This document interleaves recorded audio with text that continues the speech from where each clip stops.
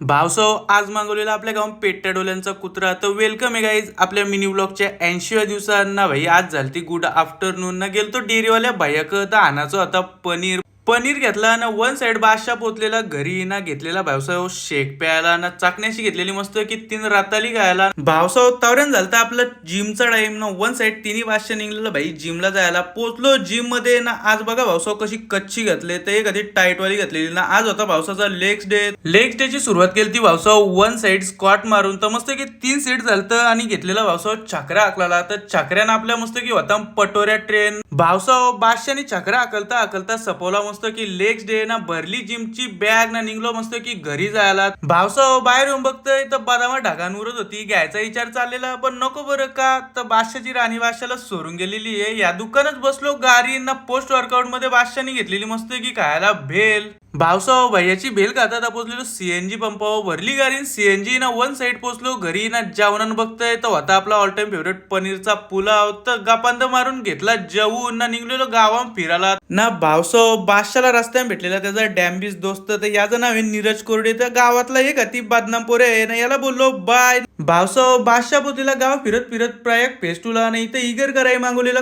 पेट्या डोल्यांचा कुत्रा. भावसाव one side पेट्या डोल्यांच्या कुत्र्याला घेतला फ्रेम मध्ये ना बादशाहनी केला ब्लॉगचा एंड. चला भेटू उद्या.